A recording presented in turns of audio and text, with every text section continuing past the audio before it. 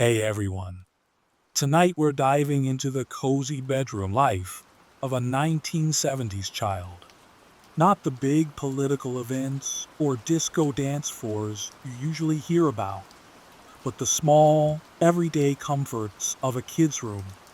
You might think the 70s was all bell bottoms and lava lamps, but trust me, it was also about glow in the dark stars, the hum of a box fan, and the safety of a quilt tucked tight around your shoulders. If you're enjoying these stories, I'd really appreciate a quick like or even a subscribe. It helps more than you know, and it keeps these quiet journeys coming. And I'm always curious where you're listening from. Drop a comment with your location and what time it is there. I love seeing how this little global community connects, sharing stories across oceans and time zones, almost like we're gathered together in a patchwork of bedrooms, each of us winding down in our own way. Now, dim the lights, maybe turn on a fan for that soft background hum, and let yourself settle. You might already feel the weight of the day softening, your shoulders loosening as the night takes over. Imagine yourself sinking into a quiet room, wood-paneled walls glowing faintly in the low light, the gentle rustle of sheets welcoming you to rest. In the distance, there's the muffled sound of a television playing in the living room, an old sitcom laugh track drifting faintly through the walls. The smell of crayons lingers on a small desk nearby, mingled with the faint metallic scent of a lunchbox left ready for tomorrow. There's a shelf of books, some well worn, some borrowed from the library, leaning against each other like sleepy companions. You can almost feel the thick shag carpet beneath your bare feet, warm and springy, a world away from the cool tiles of the kitchen. Think of yourself as a child again, in that safe space where the outside world doesn't demand too much, where the biggest worry might be finishing homework or keeping your favorite toy from a sibling's grasp.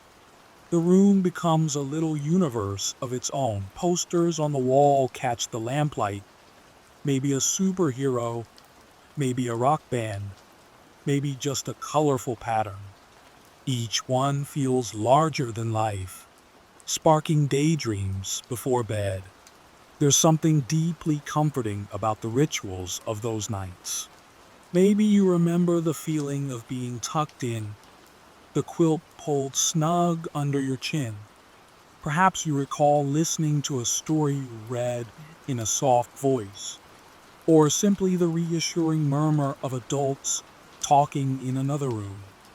It's the kind of background noise that made the house feel alive, while you, safe in your bed, drifted toward dreams. And isn't it interesting how those small details linger? The scent of wax crayons, the texture of polyester sheets, the faint static from a radio left on too long. They stay in memory long after the louder, bigger moments of history fade. Maybe you had glow in the dark stickers above your bed, or maybe it was a nightlight shaped like a cartoon character. Those tiny sparks of comfort still have the power to calm us, even now. As you listen tonight, you might find yourself recalling your own childhood bedroom. What colors were on the walls? Was there a favorite blanket or stuffed toy always waiting for you? Let those memories rise gently, like ripples on a still pond. And if your childhood looked different, imagine yourself stepping into this one instead, borrowing the quiet and safety of a 1970s night, wrapped in warmth, surrounded by the simple treasures of a child's world. So let's ease into tonight's journey together. The lights are dim, the night hums softly outside the window, and your bed is waiting, steady, safe, and familiar. You're free to drift, free to imagine, free to rest. And as we travel back into that cozy bedroom of the past, we'll take it slowly, one small detail at a time, until the story itself becomes a lullaby. You open your eyes slowly, as if time itself has pulled you backward, and you find yourself in the quiet comfort of a child's bedroom in the mid 1970s. The morning light is soft, filtered through thin gauzy curtains that sway gently with the faint movement of air. The room feels both strange and familiar, as though it belongs to someone else, yet also to you. There is patterned wallpaper on the walls, perhaps bold stripes in mustard and orange, or delicate florals in shades of green and gold. The colors are earthy, warm, a reflection of the decade's taste for grounding, cozy tones. Beneath you is a bedspread decorated with cheerful prints, thick, sturdy cotton pattern with cartoon figures, or perhaps bold geometric stripes in reds and browns. It has a weight to it, a kind of snug security that tucks you firmly into place. When you shift slightly, the fabric crinkles softly, holding the warmth of the night. Beneath the bed, a shag rug waits for your bare feet, its fibers thick and springy, offering a strange mix of comfort and playfulness. In the corner of the room, an alarm clock radio clicks quietly just before it stirs to life. A soft tune fills the space, something gentle, familiar, perhaps a folk song or a mellow pop melody.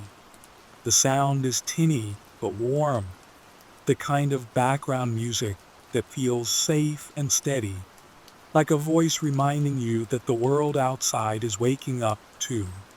It isn't harsh or demanding. It is simply there, filling the room with its presence. Take a slow look around.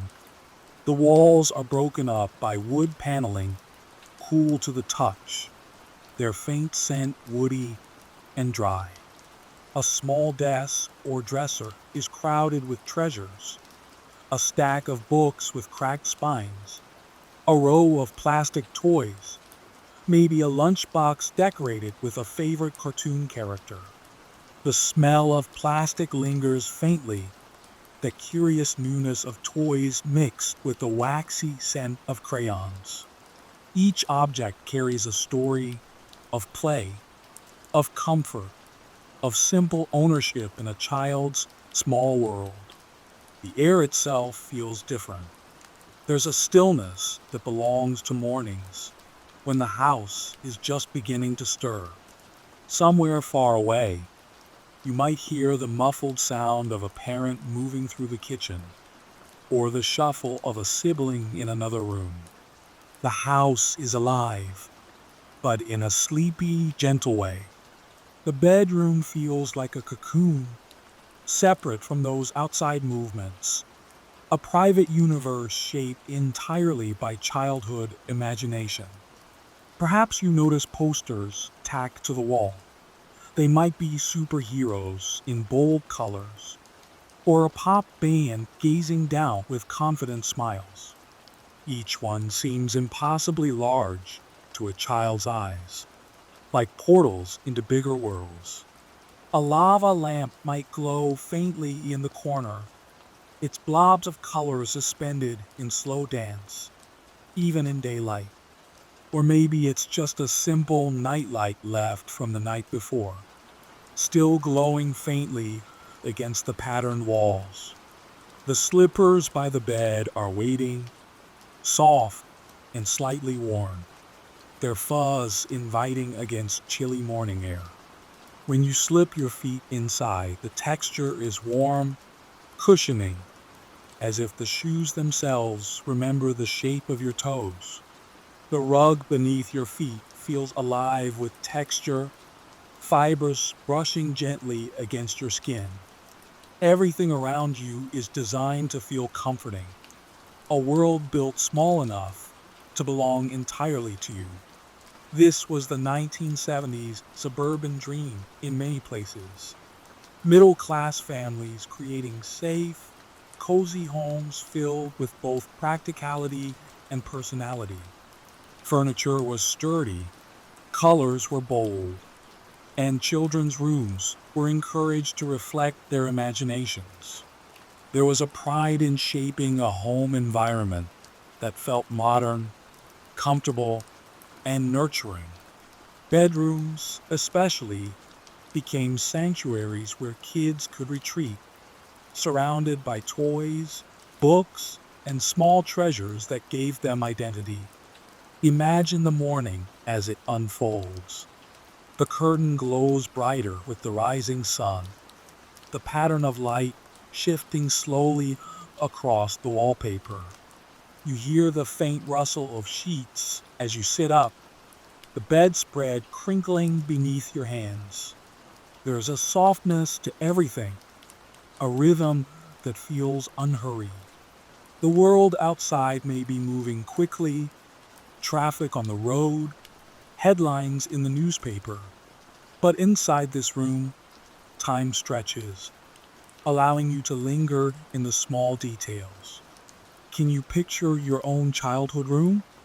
Maybe the posters, or the comfort of that favorite blanket that always smelled faintly of laundry powder.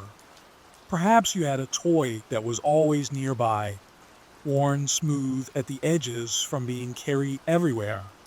Or maybe you remember a sibling's room, similar but different, with its own posters, its own treasures. Bedrooms carry those tiny fingerprints of personality, little clues about who we were and who we hope to be. In this 1970s room, you might notice a school bag propped by the door, ready for the day ahead. Perhaps a lunchbox rests on the desk, decorated with cartoon heroes or bright flowers. There's anticipation in these objects, a sense of routine that will soon carry the child out of this cocoon and into the wider world of school, friends, and learning. But for now, the room belongs to you, still wrapped in its morning calm. You linger for a moment longer, breathing in the scents, noticing the quiet creak of floorboards, the reassuring tick of the clock. Each detail adds another layer of comfort, another reminder that the past isn't always about grand events or loud headlines. Sometimes history lives in the soft hum of a radio, the glow of patterned curtains, or the weight of a quilt that held a child safe at night. And as you take in this room, you know the story is only just beginning. Soon, the day will unfold beyond these walls. The day begins to gather speed as you step out of the safety of the warm bed. The rug greets your feet with its thick fibers, and the air of the room feels cooler now, carrying with it the faint sense of morning, clean laundry from the drawers, the plasticky tang of toys waiting for play, and the comforting sweetness drifting faintly from the kitchen where breakfast is being prepared. You tug open the drawer of a low dresser, and it sticks slightly before giving way with a wooden groan. Inside is a neat stack of clothes, each one practical, yet somehow colorful, a reflection of the 1970s palette. Corduroy trousers in shades of rust or brown, their ridged fabric catching the light. Rainbow striped shirts that promise cheer against the humdrum of a school day. Socks with slightly sagging elastic, soft and warm from repeated washes. Clothing in this decade is shifting. Once mothers or grandmothers, might have sewn most of these garments at home with careful stitches and fabric bought from a local shop. But by the mid 70s, store bought brands are becoming increasingly common, filling homes with labels and logos that children proudly compare at school. You pull on corduroys, feeling the ribbed fabric brush against your legs, solid and reassuring. A striped shirt follows, its cotton bright against the muted tones of the rug beneath your feet. Then come the sneakers, white canvas, a little scuffed, their soles worn down from games of tag in the playground. They squeak faintly on the wooden floor as you stand, ready for the morning ahead. But the house isn't silent anymore. Down the hallway, the bathroom door clicks shut with a decisive slam.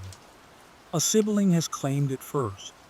You can almost hear the muffled triumph in their voice as they sing out, "I got here before you." The rivalry is playful, but it carries the intensity only siblings can summon in the small rituals of daily life.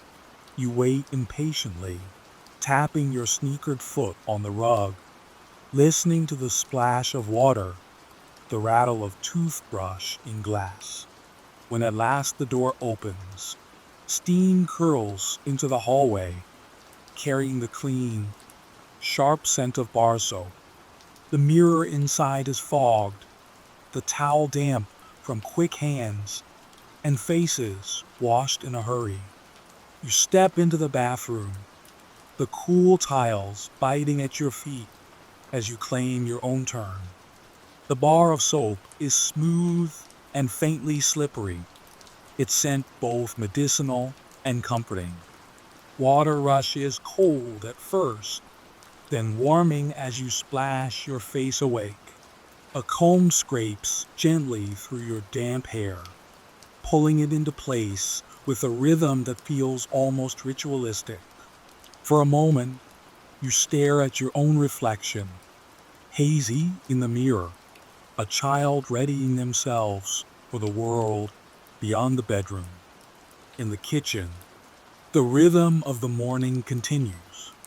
Cereal boxes are lined up neatly on the table, brightly colored cardboard, promising prizes inside, cartoons grinning from the panels.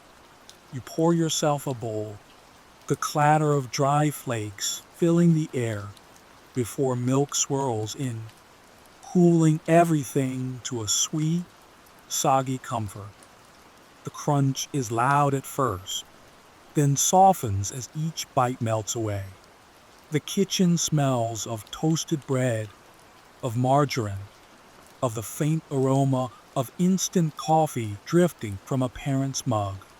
The clatter of spoons and the rustle of cereal boxes mingle with the sound of the radio in the background. A cheery voice announces the morning's headlines, quickly followed by a burst of music that carries through the room, as if insisting that the day be met with energy. A sibling might snatch the box you are reading, flipping to the back for a comic strip or puzzle, sparking another small disagreement that ends in giggles. These moments are fleeting, yet they carry the entire shape of family life, playful competition, tiny victories, and the comfort of routine. Do you remember mornings like this in your own life? The scramble for the bathroom, the arguments over who got the prize from the cereal box, the soft clink of spoons against bowls as everyone gathered around the same table. Even if your details were different, the rhythm was often the same: shared spaces, shared rituals, and the steady movement from sleep to wakefulness. The house, once hushed in the early hours, now hums with activity. Shoes thump against the floor as children run to fetch forgotten items. Zippers are pulled up on coats. Lunchboxes are snapped shut. The air is charged with movement, with anticipation of the school day ahead. And yet, beneath it all, there's still a thread of comfort, the smell of soap clinging faintly to your skin, the softness of freshly combed hair, the taste of cereal lingering sweet on your tongue. As you leave the table, you glance back at the small clutter of breakfast, half-empty bowls, folded newspaper, the radio still chattering. These are the small, ordinary artifacts of a morning in the 1970s, pieces of daily life that once felt so unremarkable, but now shimmer with nostalgia. Each sound, each scent, each playful rivalry tells us not just how families lived, but how they loved, how they built rhythms that carried children from the safety of the bedroom into the wider world. And so, shoes on, bag in hand, you move toward the door. The day awaits, but the comfort of the morning rituals lingers like a soft shield, wrapping you in familiarity. The next chapter will unfold outside, but it all begins here, in the shared bathroom, the cereal-strewn table, the tug of a sibling's teasing voice. These small rituals are the heartbeat of childhood, steady and unchanging, even as the world beyond the front door spins faster with each passing year. When the school day ends and the backpack is set down in the corner, the bedroom once again becomes a sanctuary, not just for rest, but for play. It's here, among shelves cluttered with treasures, that imagination takes center stage. The room is filled with toys that seem to hold a kind of magic, each one capable of carrying a child into another world. The shelves are crowded, and yet every object feels carefully placed. There are action figures, stiff-limbed but heroic, ready to battle imaginary villains. Their painted faces are bold, sometimes a little smudged from countless adventures on carpeted battlefields. Beside them are board games, their boxes bright and glossy, cardboard edges worn soft by eager hands.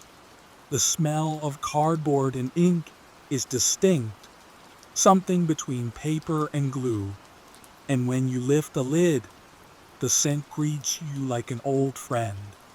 Dice rattle inside their plastic trays, promising laughter, competition, and long afternoons of play. In one corner sits the Viewmaster, its red plastic case slightly scuffed but still gleaming. When you hold it up to your eyes and click the lever, the world transforms into tiny, colorful slides, exotic animals, cartoon scenes, or landscapes that stretch beyond your own town. Each click is a thrill, a doorway to a place that feels both real and impossibly far away. This is the 1970s, a time when the toy market is booming like never before. Television has become a powerful influence, and suddenly children's rooms are filled with tie-ins to favorite shows, dolls, figures, lunchboxes decorated with superheroes or space travelers. The rise of mass production means more children than ever can own these toys, and the shared culture of Saturday morning cartoons spills over into the daily rituals of play. For the first time, toys are not just personal treasures. They're cultural markers, shaping conversations in schoolyards and dreams at bedtime. On the floor, the carpet becomes a landscape. A toy car is spun in circles by a small hand, its wheels whirring softly over the thick shag. The child leans close, eyes narrowed in concentration, creating sound effects with each push and spin. The background is alive with music. A portable record player sits open nearby, its plastic lid propped, a vinyl disc spinning with gentle crackles. The song is familiar, one of those tunes that fills the 1970s airwaves, perhaps a Beatles ballad still lingering from the decade before, or a cheerful pop track climbing the charts. The music blends with the play, creating a soundtrack for imagination. Nearby, a board game lies half open, abandoned mid-play, as though frozen in time. Tokens rest on brightly colored squares, dice scattered in a way that hints at laughter and perhaps a sibling dispute. The glossy finish of the board catches the light, reflecting the room's soft glow. Each game is more than just a pastime. It's a ritual, a way of gathering friends and family, of sharing moments that balance between fun and frustration, victory and defeat. There's something tactile about these toys, something deeply grounding. The hard plastic of an action figure, the sharp edges of a trading card, the weight of dice in your palm, all of it invites touch, invites play. Unlike the digital distractions of later years, these toys exist solidly in the hand, worn gently by time and use. The more they're played with, the more they become part of the child's identity. Each scratch and scuff a reminder of a story told through play. And the shelves are never still. One day, a collection grows with a birthday gift, a doll with hair that can be brushed, a puzzle with new pictures to assemble, a car in a color never seen before. Another day, something is lost, slipped behind the bed, traded with a friend, left at the park. The collection evolves constantly, reflecting not just personal tastes, but the broader currents of 1970s culture, space exploration, superhero comics, pop music, and even the subtle influence of advertising jingles sung during Saturday morning cartoons. Do you remember your favorite toy growing up? Maybe it's still tucked away somewhere, hidden in a box in the attic, or carefully saved by someone who understood its importance. Perhaps it was a stuffed animal, softened by years of cuddling, or a set of building blocks that could create castles one day and rocket ships the next. Toys carry with them a quiet power, the ability to transport us back to moments of pure imagination and comfort. As you look around this room, the collection feels endless.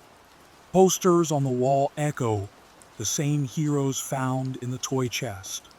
A comic book lies open, its pages curling slightly at the corners. The music continues to play, its crackle steady and soothing, like the heartbeat of the room. A child sprawled on the floor, chin resting in one hand, spins a car with the other, utterly absorbed. The afternoon light shifts across the carpet, painting shadows that stretch and fade as the day leans toward evening. These toys are more than objects. They're companions, teachers, and gateways to entire worlds. They encourage patience, cooperation, creativity, and sometimes even resilience in the face of sibling rivalry or lost pieces. They anchor childhood in moments that may seem ordinary at the time, but later gleam with memory. The room grows quiet for a moment. The record ends. The needle lifts with a soft click. Outside, you can hear the muffled hum of a lawnmower, a dog barking distantly. But here inside, The toys wait patiently for the next story, the next game, the next round of imagination. And as the child's eyes grow heavier, as playtime gives way to rest, those same toys will remain where they are, steady sentinels of comfort in a 1970s bedroom, ready to begin again tomorrow. The school day finally ends, and the weight of books and notebooks is carried back home in a scuffed bag that thumps against your side with every step. When you push open the front door, the house greets you with its familiar stillness, not loud or bustling, but calm in a way that belongs only to afternoons. Shoes are slipped off near the door, and the bag is dropped in a soft heap by the bed, straps tangled, as though even it is relieved to rest. In the 1970s, afternoons often belonged to children. Parents might still be at work, and neighbors watched with a casual, rather than strict oversight. Independence was expected, and in many homes it was perfectly normal for a child to fill those hours with their own small routines. The house was a trusted space, and the bedroom, already a world of toys and posters, became an after-school haven where the day's pressures melted away. You flopped down on the bed, the springs giving a familiar groan under your weight. The quilt smells faintly of laundry powder, and the fabric creases around your elbows as you pull notebooks from the bag. Pages rustle, covered in neat lines of handwriting, though here and there doodles spill into the margins, sketches of rockets, flowers, or cartoon figures drawn absent-mindedly during class. A pencil rolls across the bedspread before you catch it, tapping it gently against your notebook as you weigh the task of homework against the tempting stillness of the room. Somewhere nearby, a box fan hums softly, its blades stirring the air in steady rhythm. The sound is hypnotic, like a whisper that fills the quiet without intruding. The air is cooler where the breeze touches your skin, lifting the warmth of the day from your shoulders. On the desk, an eraser is already wearing thin at the edges, its surface smudged with graphite dust. When you rub it across the page, the shavings curl away in tiny pink crumbs, gathering like confetti on the quilt. The faint rubbery scent mixes with the dry paper, grounding you in the small labor of homework. The kitchen offers comfort, too. You wander in and find an after-school snack waiting, a slice of bread spread with peanut butter, or perhaps biscuits dipped quickly in milk until they soften. The taste is simple, slightly sweet, and filling, the kind of food that fuels the long stretch between lunch and dinner. You carry it back to the bedroom, crumbs trailing faintly, and settle once again on the bed, balancing the plate on a corner of your notebook. Outside, the world moves quietly. A dog barks down the street, and the faint hum of a lawnmower drifts through the window. The sounds are far enough away to feel almost dreamlike, background notes in the melody of the afternoon.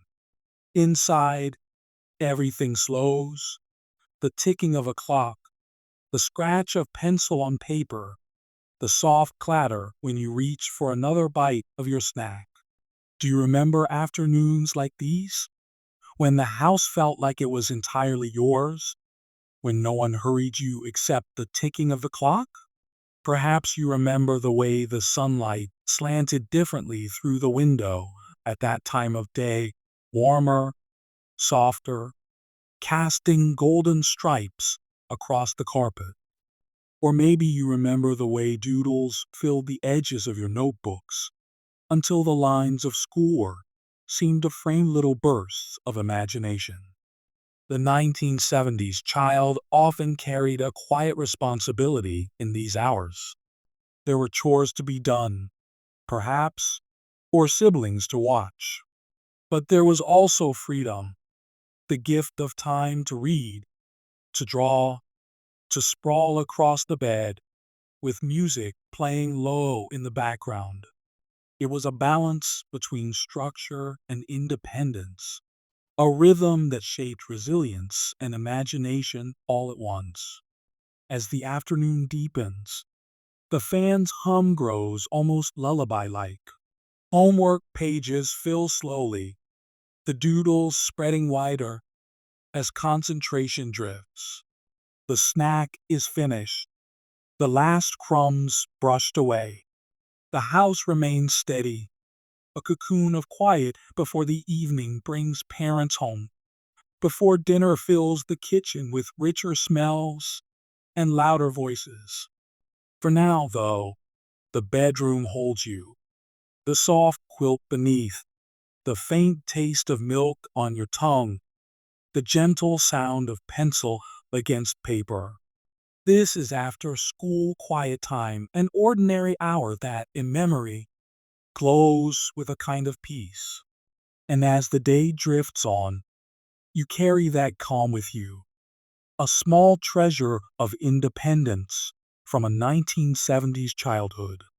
The bedroom changes as the afternoon fades. Light slants lower through the curtains, falling across the walls where posters stretch like windows into other worlds. They are bright, bold, and alive, heroes from new films, faces of rock bands, colorful designs that seem larger than life when seen from the eyes of a child. On one wall, Star Wars characters stand frozen mid-action, lightsabers glowing against a starry backdrop. On another, a band poses with wild hair and confident smiles, guitars slung low, daring anyone to doubt their cool. The posters are more than decoration. In the 1970s, they are badges of belonging, marks of identity. Youth culture is rising with powerful energy, fueled by cinema, television, and above all, music. A bedroom wall becomes a gallery of passions and loyalties. The faint smell of adhesive still lingers where new posters have just been smoothed into place, corners taped firmly but curling slightly with time. Each crease or tear becomes a memory.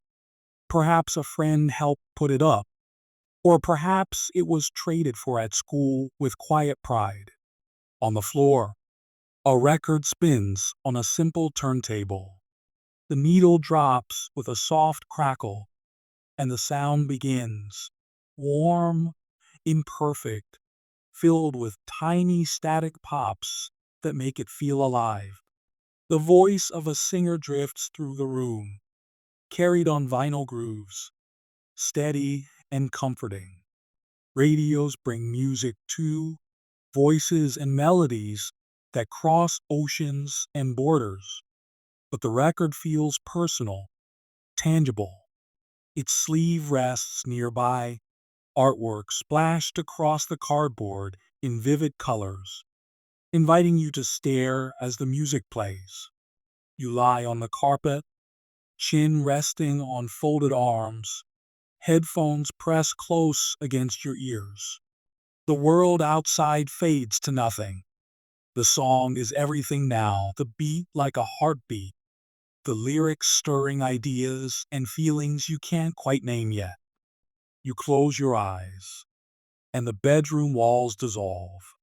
Suddenly, you're standing on a stage in front of a crowd, or flying through the stars alongside your favorite heroes.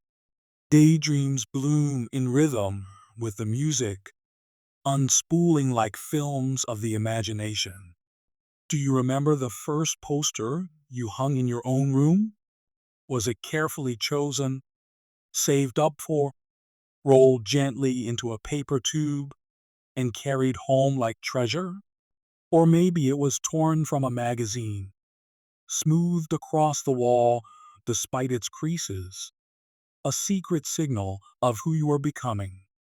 That first choice always felt significant, as if the wall itself would remember it forever. The 1970s bedroom is a canvas of self expression. Lava lamps glow softly in corners, their waxy blobs rising and falling in hypnotic rhythm. Beads might hang across a doorway, clinking softly when touched. Even the bedding and curtains reflect the bold patterns of the time, swirls of orange, green, or brown, designs that feel both playful and strangely sophisticated. It is a time when young people are encouraged, more than ever before, to carve out their own tastes, their own identities, and the bedroom becomes the stage for that performance. Private yet deeply meaningful. Lying here with music in your ears, you feel a kind of timeless freedom. School and its routines can wait. Chores and responsibilities fade. What matters is the voice of the singer, the strum of guitar, the thump of drums vibrating faintly through the floor. Each song feels like it's meant just for you, whispering of adventures to come, friendships not yet met, journeys still ahead. The posters above seem to nod along, silent companions to your dreams. Sometimes, a parent might knock gently, poking their head in with a reminder about dinner or homework. The posters behind you mark the generation gap as clearly as words could. What you see as cool or thrilling, they may see as loud, strange, or simply incomprehensible. And yet, that difference makes the bedroom even more of a sanctuary. Here, among the posters and records, you can dream without interruption, sketching out versions of yourself that feel too fragile to share outside. The glow of the lava lamp deepens as dusk falls, casting soft red or green light across the walls. Shadows shift, stretching across the faces of the posters. The record reaches its end, the needle clicking softly as it lifts, then settling back into its cradle. Silence returns, but it isn't empty. The music lingers in your body, in the rhythm of your breath, in the quiet excitement of your imagination. You sit up slowly, running a hand across the carpet where you've been lying. Maybe you glance again at the posters, their images now half hidden in the fading light. They are still there, still ready to guide you into dreams later tonight. For now, you flip through the stack of records by your side, considering which voice, which melody will carry you next. Each choice feels like stepping into a different world, one that is yours alone to enter. The hum of the fan continues, joined now by faint evening noises outside. A neighbor calling across a yard, a car rolling down the street. Inside the bedroom, though, time remains your own. You press play again, settle back onto the rug, and let the music wash over you like a tide. Posters, songs, and dreams weave together, turning the room into something more than four walls. It becomes a world within a world, one that feels endless, safe, and full of possibility. Bedrooms in the 1970s were rarely silent, solitary spaces. Many children shared their rooms with brothers or sisters, beds tucked close together, quilts overlapping, posters and treasures mingling at the edges. Even when a child had their own room, it was seldom entirely private, for the bedroom often became the stage for sleepovers, when friends unrolled sleeping bags and claimed a corner of the floor for the night. Family sizes were often larger than today, and homes, while comfortable, didn't always provide a separate room for every child. Sharing taught compromise: who got the top bunk, who controlled the radio dial, whose turn it was to switch off the lamp. Arguments flared over the smallest things, only to be forgotten by morning. Beneath it all, there was a constant thread of companionship, the comfort of knowing that someone else was breathing softly nearby in the dark. When friends came to stay, the bedroom transformed. The ordinary patterns of the day slipped away, and a special atmosphere settled in, a mix of excitement and secrecy. Sleeping bags crinkled as they were unrolled, spreading across the shag rug in bright polyester colors. Pillows were dragged from living rooms, extra blankets borrowed from linen cupboards, the air filled with the faint scent of fabric softener and floor polish. The flashlight became the central prop of the night. With the overhead light switched off, the beam carved tunnels of brightness across the walls, shadows leaping like dancers when someone's hand passed in front. Secrets were whispered beneath quilts, voices low but tinged with laughter. Giggles spilled out, muffled quickly by blankets when the sound grew too loud. Parents might call up the stairs, "Quiet down now," but everyone knew the whispers would continue, softer, closer, drawn out until sleep finally won. Can you picture yourself under those covers? The warmth rising around your face, the air inside tinged with the smell of cotton and breath, your heart racing as you told a story you weren't supposed to?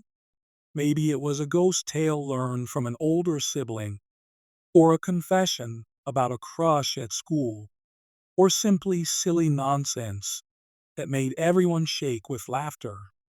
In those moments, the bedroom felt like a universe held together by laughter and trust.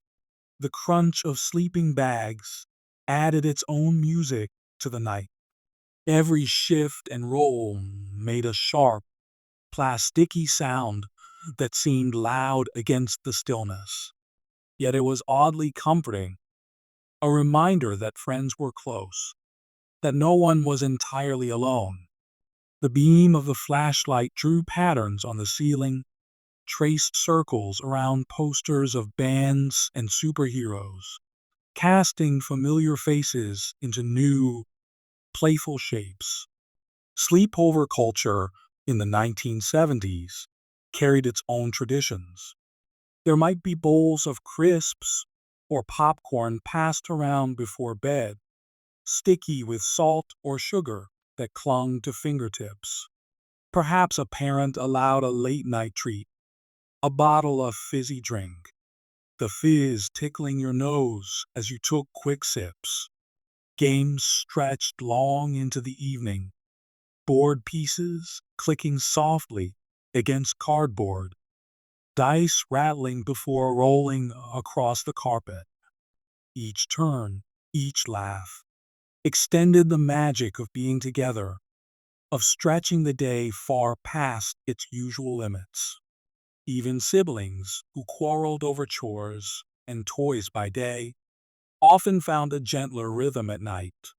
The darkness softened sharp edges, and words came more easily when faces were hidden in shadow. Sometimes it was just idle chatter, but other times it was the kind of talk that stitched siblings closer together, fears admitted, hopes shared, small promises whispered and remembered. The bedroom became a place of vulnerability as well as play, where closeness deepened without effort. Do you remember lying there, eyes wide open in the dark, trying to stay awake longer than your friend or your brother, listening for the moment their breathing slowed, a steady rhythm filling the silence? There was pride in being the last to drift off, as if you had won some invisible game. And yet, inevitably, sleep crept in, soft and irresistible, until the flashlight dimmed, the giggles faded, and only dreams remained. By morning, the room looked different again. Sleeping bags were rumpled heaps, pillows scattered, crumbs of last night's snacks still lingering on the carpet. Sunlight filtered through curtains, catching the dust in golden beams. The night's magic dissolved into the ordinary bustle of breakfast and cartoons, but the memory of it remained, warm, vivid, stitched deep into the fabric of childhood. In the 1970s, whether through siblings sharing space or friends crowding in for a sleepover, the bedroom was rarely just a solitary retreat. It was alive with voices, with secrets, with laughter. It was where bonds were made stronger, where ordinary nights became adventures, and where the quietest hours of the day often carried the most treasured memories. The day begins to draw to a close, and in the soft rhythm of a 1970s household, bedtime carries its own familiar rituals.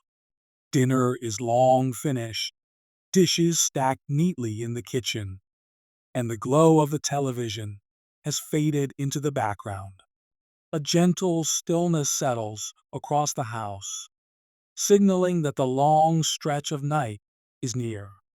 Children know the signs, the quiet voice of a parent reminding them to wash up, the soft thud of slippers padding down a hallway, the sense of routines unfolding in their well-worn order. The bathroom mirror fogs slightly from the warmth of running water, and a toothbrush foams with minty paste. The taste is sharp, cool, almost too strong for a child's tongue, yet it becomes a marker of the evening, a flavor that signals the turning of the day.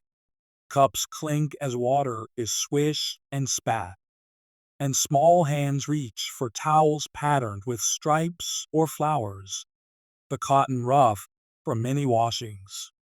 Pajamas are chosen with quiet care, sometimes cotton, sometimes polyester, the fabric carrying its own particular scratch or smoothness. Bold patterns, plaids, stripes, cartoon figures decorate the fabric, glowing faintly under the low light of a bedside lamp. A child might tug impatiently at the elastic waistband, adjusting until it feels just right, then slip into slippers, waiting on the rug, their soles worn smooth with use. The living room hums with faint noise as parents linger before bed. In the 1970s, television often marked the close of the day. Comedies, dramas, or the evening news playing softly, voices muffled through walls and doors. The laughter of a studio audience, the low murmur of announcers, all become part of the lullaby of the house, a soundtrack of adulthood that children half hear as they prepare for sleep. That background sound is comforting, a reminder that life carries unsteadily even as the bedroom grows quiet. Sometimes, though, bedtime brings the gift of a story. A parent might sit on the edge of the bed, a book resting on their lap, pages turning with soft rustles. The words weave images of faraway lands, of animals that talk, of heroes who triumph gently by the end. The child listens with eyes growing heavy, the steady cadence of a parent's voice, pulling them closer to sleep than any lullaby could. The lamp glows warmly, casting soft shadows across the walls, while outside the window the night gathers itself in silence. Other times, the child stretches the evening with a secret of their own. A comic book hidden beneath the pillow is slipped out when the lights are low, its colorful panels flickering beneath the glow of a small flashlight. Pages crinkle as they turn, each illustration feeding the imagination long past when the day should have ended. There's a thrill in this quiet rebellion, in the idea of staying awake just a little longer, even if heavy eyelids betray the effort before long. Do you remember what you listened to before bed as a child? Was it the comfort of a parent's voice, the hum of a radio, or simply the quiet sounds of the house, the distant clatter of dishes, the faint rush of cars on the street outside? Each sound, whether grand or ordinary, carried a sense of safety, a reminder that the world was turning as it always did, and that the bedroom was a place of peace within it. The bed itself waits patiently, layered with familiar quilts or brightly patterned blankets. Sheets are cool at first touch, then warm as the body settles in. Pillows are fluffed and pressed beneath tired heads, their cases carrying the faint scent of detergent, sometimes mingled with sun if they'd been dried on a line outside. The mattress groans gently, spring sighing, as if echoing the weight of the day. Lamps click off one by one. The hallway grows dim, and the last glow seeps beneath the crack of the bedroom door. A nightlight might shine faintly in a corner, casting a soft yellow halo that keeps shadows at bay. The air grows cooler, the sounds of the house gentler, closet doors closing, footsteps fading, then only the steady murmur of the television as parents finish their own routines. In the quiet, the child shifts beneath the quilt, toes curling against fabric, fingers tracing the seam of the sheet.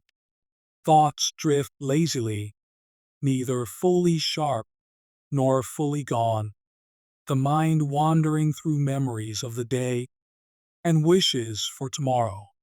The glow of posters fades into silhouettes, familiar shapes that guard the night with their silent watch. Bedtime in the 1970s wasn't just about ending the day. It was about marking a rhythm, finding safety in repetition, in the little tasks and comforts that softened the edge of time. It was about the brush of teeth, the scratch of pajamas, the lull of voices from the living room, all the gentle reminders that tomorrow would arrive just the same. And as sleep begins to pull the eyelids closed, the house itself seems to sigh, settling into its nighttime rhythm. The hum of appliances, the faint creak of wood, the quiet breath of the people inside, it all becomes part of the dreamlike cocoon. In those last waking moments, the bedroom feels like the warmest, safest place in the world, holding a child gently as the night unfolds. The room grows still once the lamp clicks off. Shadows stretch gently across the walls, softened by the faint glow of a nightlight in the corner. Its small halo of amber light holds the darkness at bay, wrapping the room in a cocoon that feels safe and familiar. The air carries the fresh scent of clean sheets, cotton and soap blending into something warm and reassuring. Lying beneath the quilt, you begin to notice the sounds that belong to the night. In a suburban home, it might be the steady whir of a box fan, blades slicing the air with soothing rhythm. Outside, the faint chirp of crickets or the shrill hum of cicadas rises and falls, a chorus that lingers under the stars. Occasionally, a car passes on the street, its tires whispering against the pavement before fading into the distance. The world seems slower, quieter, as though it has exhaled at last. In a city apartment, the sounds are different yet equally familiar. The muffled thump of footsteps above, the occasional creak of pipes, perhaps even the soft buzz of a neon sign outside the window. Each noise is part of the nightly landscape, a reminder that others are near, that life continues gently beyond the bedroom walls. Even the faint buzz of electronics, the quiet hum of a clock radio, the low tick of a digital display adds its note to the lullaby of the room. One night, a child lies awake just long enough to hear voices drifting from the kitchen. Parents speak in low tones, words not quite clear, blending into a gentle rhythm of conversation. Pots are stacked, a kettle set aside, the day's final tasks finished as their voices weave comfort through the quiet house. The child listens, eyes growing heavier, soothed by the simple knowledge that the grown-ups are near, steady and present, holding the night together. Within moments, the murmurs blur into dreams, the conversation becoming part of the drifting world of sleep. Do you remember listening to the night from your own bed? The sounds outside your window, or the faint ones carried through walls and floors? Perhaps you remember the way a distant train horn or the rumble of traffic became almost musical, or how the hush of crickets felt like nature itself whispering you to rest. Each sound had its place, not intruding but surrounding, as if the world was tucking you in just as firmly as the quilt on your bed. The 1970s carried fewer machines into the bedroom. No glowing screens, no endless hum of electronics. The silence was gentler, broken only by small, steady companions.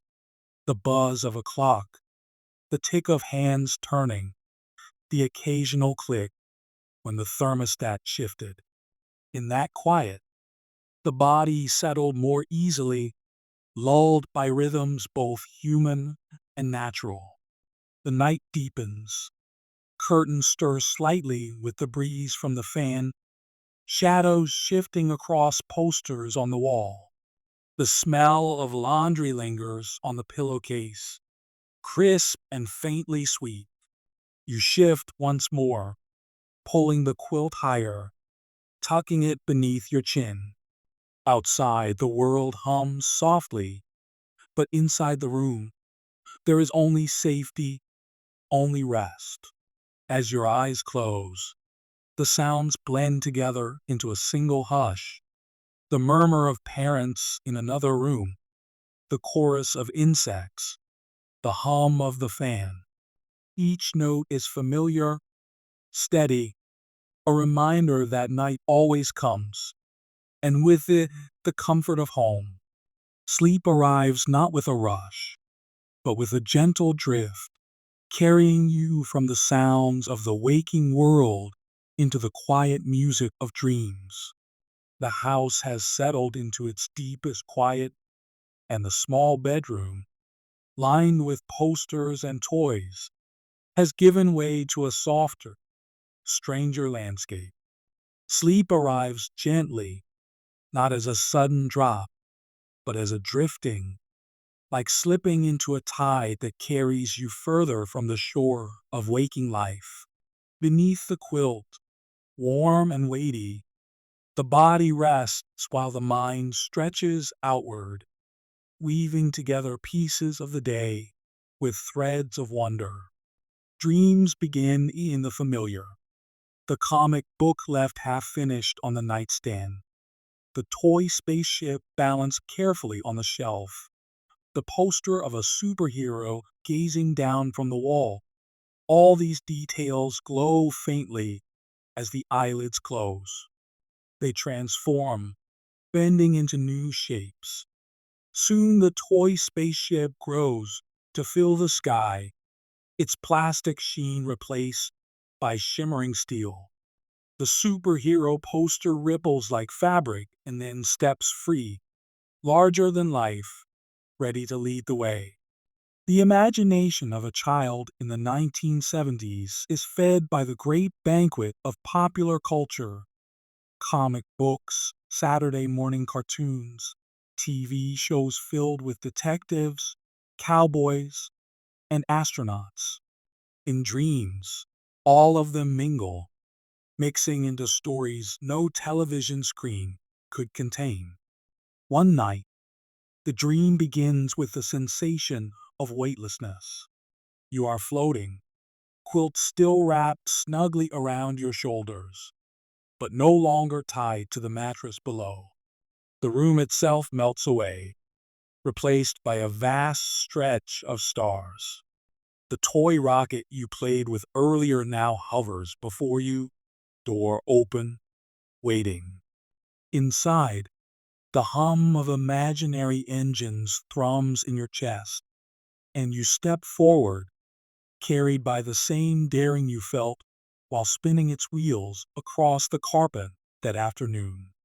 The dream carries you into space, a place both endless and strangely familiar. Planets shine like marbles, glowing in colors richer than any crayon box. The hum of the ship is steady, soothing, a lullaby of exploration. Through the window, you glimpse not just the earth below, but your very neighborhood, tiny rooftops nestled among trees, as though reminding you that even as you soar among stars, your home is never far away. Do you remember the kinds of dreams you had as a child? Were they stitched from cartoons and comics, or from the ordinary details of home that somehow became extraordinary once sleep took hold? The 1970s offered an especially vivid palette for young imaginations. Star Wars would soon change the cultural sky forever, but even before that, stories of spaceflight, superheroes, and fantastical adventures filled bookshelves and television screens. These dreams weren't confined to bedtime. They spilled into the drawings made at school, the games played in backyards, the whispered wishes shared under the covers at night. Another dream begins differently. You are standing on the rug in your bedroom, but the posters on the walls begin to glow, colors brightening until they form doorways. One poster shows a favorite band, instruments frozen mid-song, and in a blink you are standing on stage with them. The roar of a crowd is thunderous, yet it carries no fear, only exhilaration. The guitar strap rests against your shoulder. The lights are warm on your face, and the music you only ever played in daydreams now pours from your fingertips as if you were born to it. The crowd cheers, faces blurred, a sea of joy that lifts you higher than waking life ever could. Dreamscapes carry their own textures. Sometimes they are sharp and brilliant, every detail crisp. Other times they are soft, hazy, like watercolors bleeding into one another. The sensation of flying often appears, weightless and free, your body gliding over rooftops, fields, and rivers.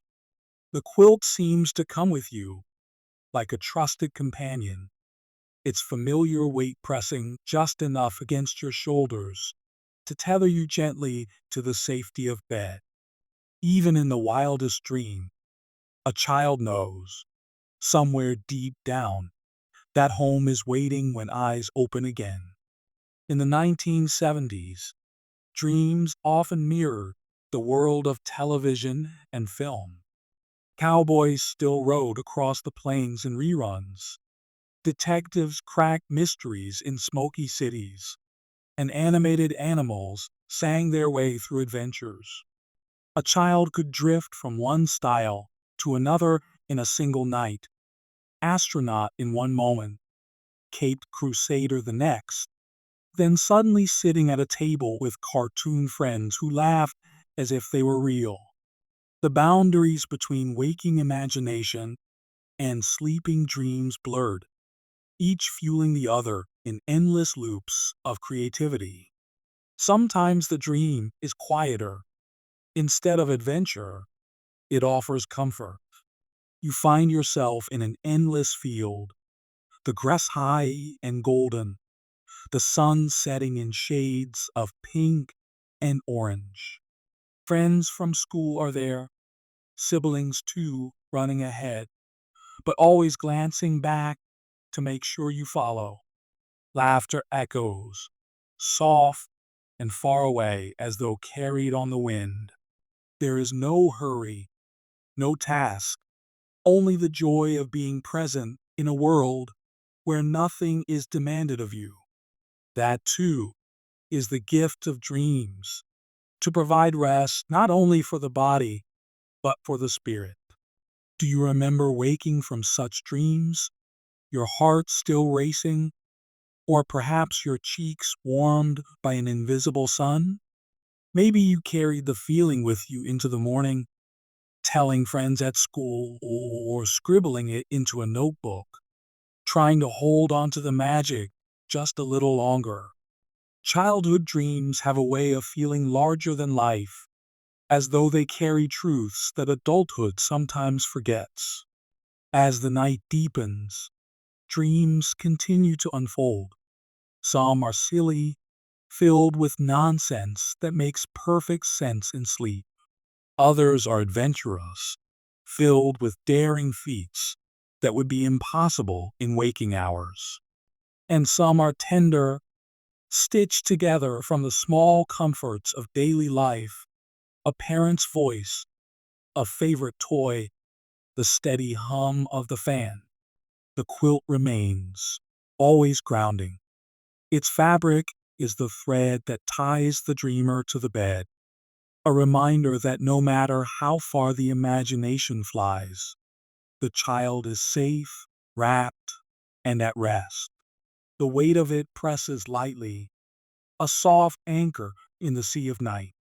And so the journey continues, each dream flowing into the next, guided by the echoes of toys and posters, records and television shows, family voices and household rhythms. The bedroom of the 1970s child, already a world of its own, becomes infinite once sleep takes hold, expanding into galaxies, concert halls, wide open fields. Yet always, when the dream begins to fade, when the stars grow dim, the child drifts back, quilt still warm, pillow still soft, the comfort of home waiting at the edge of morning. The night has carried you far, through toys and posters, through whispered secrets, and the sounds of the house after dark. Now slowly, it is time to drift gently back, back to the comfort of the small bedroom, back to the quilt that waits to hold you, back to the quiet rhythm of breath and heartbeat that always anchors you home. As sleep deepens, the mind begins to soften its grip on images and sounds. The superheroes fade into silhouettes.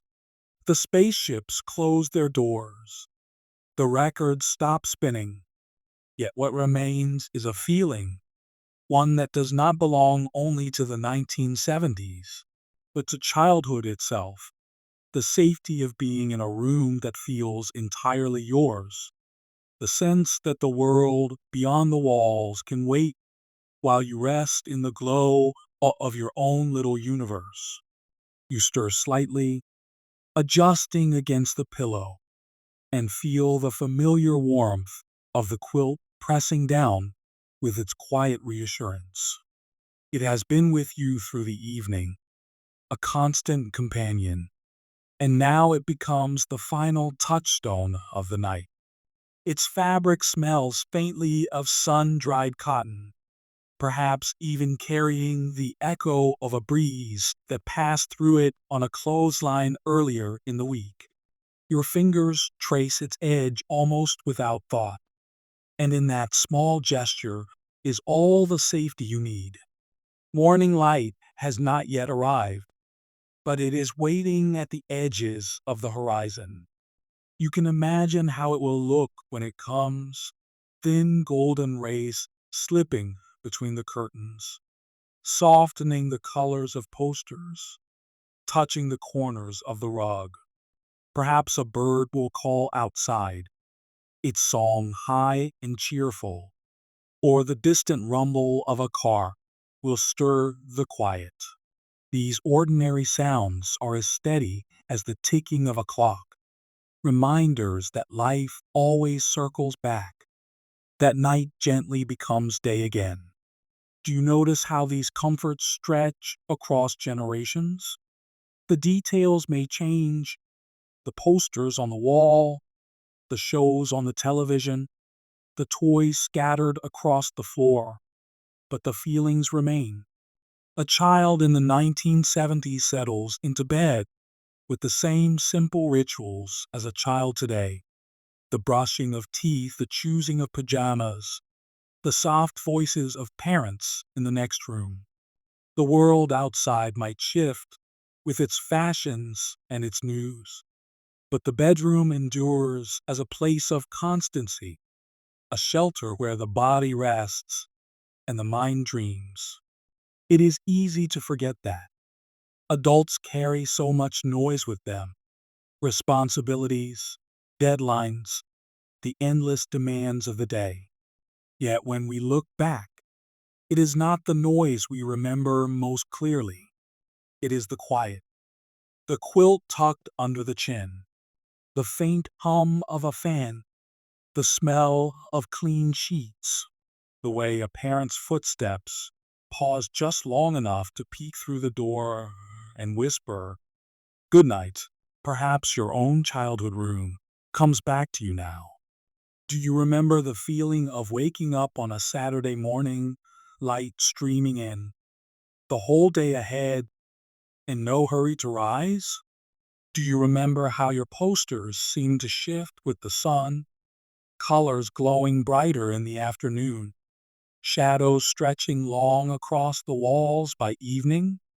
Or maybe you remember the hush of lying awake at night, waiting for dreams, listening to the world beyond your window as if it were telling you a secret. These memories, softened by time, are not just nostalgia. They are reminders of how simple comfort can be a safe place to rest. A familiar sound in the dark, a touch of fabric that tells you you are home. Across decades, across cultures, across all the noise of history, those comforts endure. They belong to you, to me, to anyone who has ever paused at the end of the day and allowed themselves to be held by the night. The 1970s child, with their shag rug and record player, might seem far from the child of today, with their screens and digital songs. Yet imagine them side by side, each tucked beneath blankets, each drifting toward sleep. They are not so different. Each feels the warmth of the quilt, the softness of the pillow, the calm that comes from knowing the night is safe. These are the universals of childhood, the anchors of memory, the gifts we carry even when we don't realize it.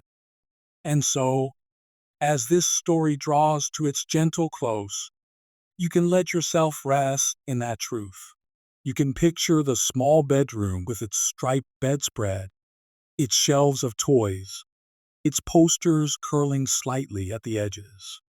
You can picture the glow of a lava lamp in the corner, the faint static of a record just before the needle lifts. You can hear the muffled laughter of parents in the living room, the soft buzz of electronics, the distant song of insects outside the window. All of it blends together into one final lullaby. Breathe slowly. Feel the quilt warm against your body, the pillow soft beneath your cheek. Imagine the morning waiting, patient and golden. But no, you do not have to reach it yet. For now, you are here, in the stillness of night, in the safe cocoon of memory and imagination. The story has wound its way through the day of a 1970s child. But really, it has carried you through something larger, the timeless ritual of comfort at the end of a day. Whether you remember your own room clearly or whether you are simply picturing it now, the feeling is the same. It is the gentle closing of eyes, the letting go of thoughts, the surrender to rest. And as you drift, I leave you with this. May the small comforts of childhood remain with you always. May you carry them like secret treasures, ready to be recalled whenever life feels too loud. And may tonight, as you fall asleep, you feel wrapped not just in your own quilt, but in all the warmth of those memories, stretching back through time, carrying forward into tomorrow. As you drift off, may you carry a little of that cozy bedroom comfort with you tonight. Sweet dreams.